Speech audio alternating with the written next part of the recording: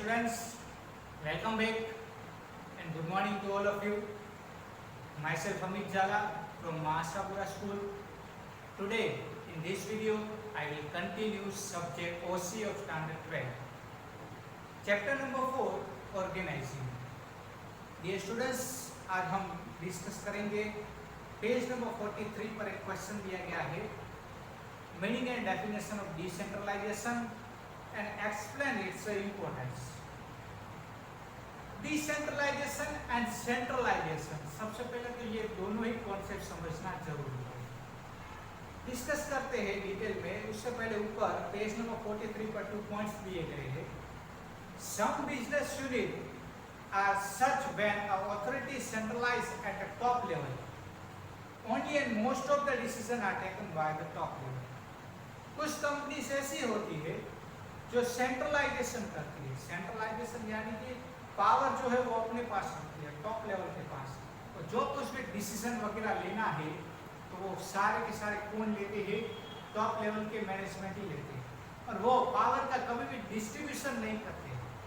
खुद अपने पास पावर को रखना, तो उसे कहते हैं सेंट्रलाइजेशन. कुछ कंपनीज ऐसी होती है जो पावर का डिस्ट्रीब्यूशन करते हैं कंपनीज के अंदर जितने भी लेवल से उस लेवल के बीच में.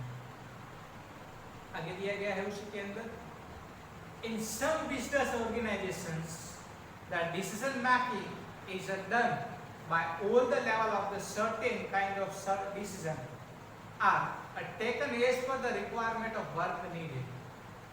कुछ बिजनेस ऑर्गेनाइजेशन ऐसे होते हैं जो डिसीजन मेकिंग प्रोसेस में सभी लेवल्स को डिसीजन लेने की परमिशन देती है, और वर्क के रिक्वायरमेंट के अकॉर्डिंग कंपनी जो है वो परमिशन देती है कि आप अपनी तरीके से डिसीजन लो. तो ऐसी कंपनीज भी देखने को मिल सकती है. आगे दिया गया है मीनिंग डेफिनेशन देखते हैं, खास अंडरलाइन कीजिएगा. In the first time of organisation all the powers rest on the upper level only and so it's called a centralised structure. जो कंपनी पावर जो है सिर्फ और सिर्फ अपने पास रखती है, पावर का यूज किसी को भी करने नहीं देती है, ऐसी कंपनीज के स्ट्रक्चर को कहते हैं सेंट्रलाइज्ड स्ट्रक्चर. सेकंड टाइप्स में क्या बताया है? But in the second types all the power are distributed and all the level have specific power and so are called decentralisation of operation. कुछ कंपनीज ऐसी भी होती है जो सभी पावर्स को एम्प्लॉइज के बीच में या तो फिर सभी डिपार्टमेंट के बीच में डिस्ट्रीब्यूट कर देते हैं. चलो आपको ये पावर है, आपके पास ये अथॉरिटी, आप ये कर सकते हो, ये नहीं कर सकते हो, सब कुछ पावर दे देना, यानी कि डिसेंट्रलाइजेशन करना. कुछ एग्जांपल्स देखते हैं. डिसेंट्रलाइजेशन ज्यादातर बड़ी कंपनी के अंदर देखने को मिलता है. क्यों? क्योंकि वहां पे स्टाफ मेंबर जो है वो ज्यादा होते हैं, तो वहां पे आप सेंट्रलाइजेशन यूज करोगे तो वहां पे कंपनी को आप नहीं चला पाओगे, क्योंकि वहां पे स्टाफ ज्यादा है, तो उस जगह पर सेंट्रलाइजेशन पॉसिबल है ही नहीं. आपको क्या करना पड़ेगा? कंपलसरी डिसेंट्रलाइजेशन करना ही पड़ेगा. आगे दिया गया है सेंट्रलाइजेशन कहां पे यूज कर सकते हो? सेंट्रलाइजेशन वहां पे यूज कर सकते हो जहां पर कंपनी की साइज ज्यादा है, छोटी कंपनी है.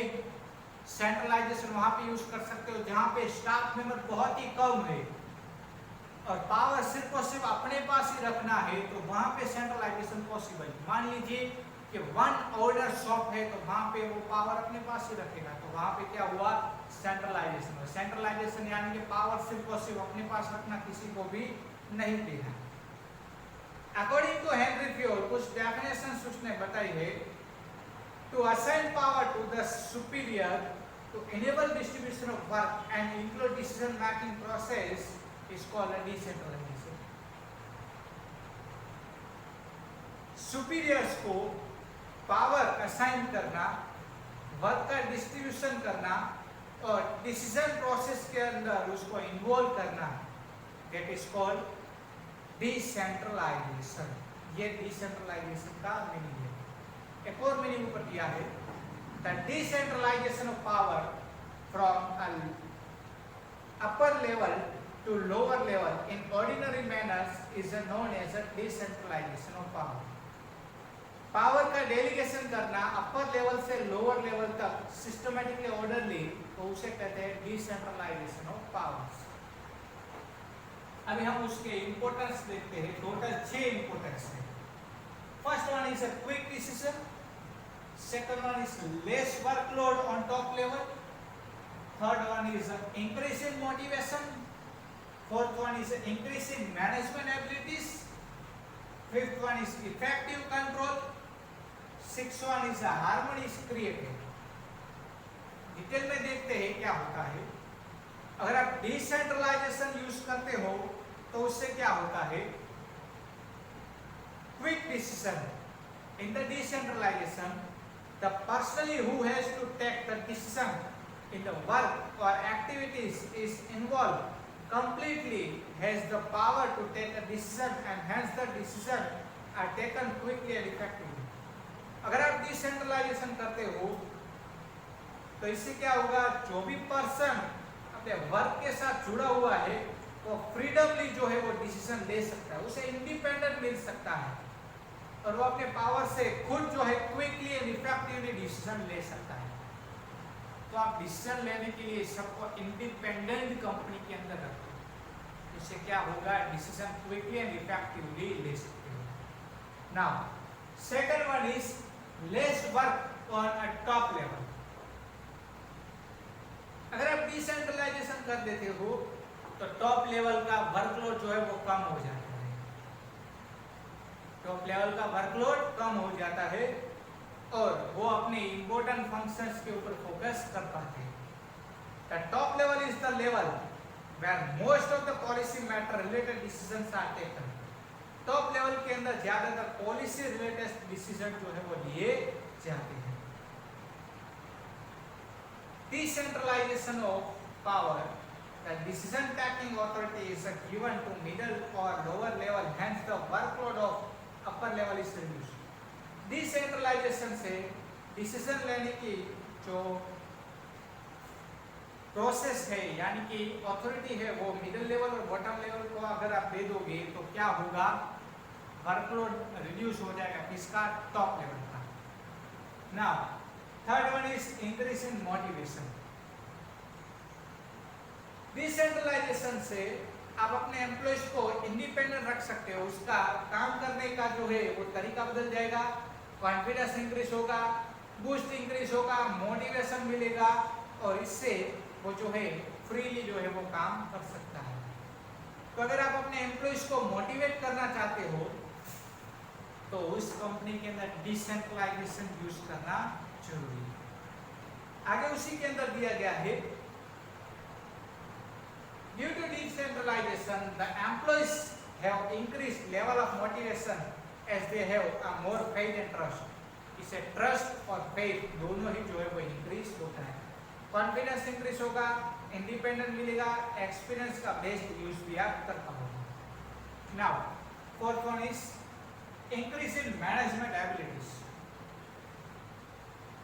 In decentralization, the middle and lower level employees take a decision as per the power and they are given independent for the same। Decentralization से middle level के employees जो है वो quickly and independently जो है वो decision ले सकते हैं अपने power के through.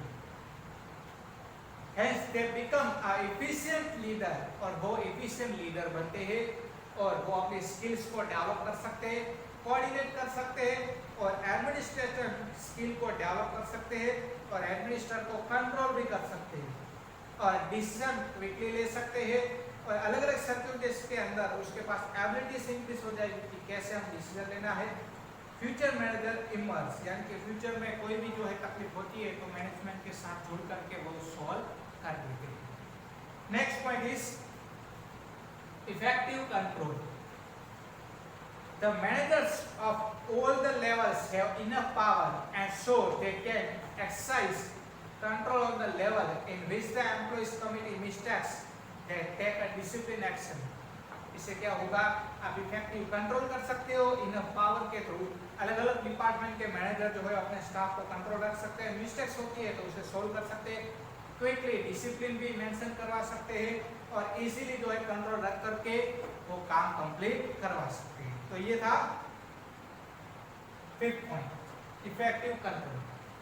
6th point is harmony is created. Feelings, coordination आप क्रिएट कर सकते हो। कैसे? डिसेंट्रलाइजेशन के जरिए हर एक डिपार्टमेंट के अंदर आप जो है कोऑर्डिनेशन कर सकते हो, फीलिंग्स मेंटेन रख सकते हो और सभी एम्प्लॉइज को डिसीजन लेने में आप इंडिपेंडेंट रख सकते हो। तो इससे वो सारे के सारे एम्प्लॉइज जो है वो सेटिस्फाइड रहेंगे और कोई प्रॉब्लम्स उसको होगी नहीं। लिमिटेशंस में कुछ दिया गया है कि डिसेंट्रलाइजेशन बिग इंडस्ट्रीज में पॉसिबल है और सेंट्रलाइजेशन स्मॉल स्केल इंडस्ट्रीज के अंदर पॉसिबल है। डियर स्टूडेंट्स, आज इस वीडियो के अंदर इतना ही। नेक्स्ट वीडियो के अंदर नेक्स्ट क्वेश्चन के साथ मिलेंगे। तब तक take care of yourself. Thank you so much. जय माता दी।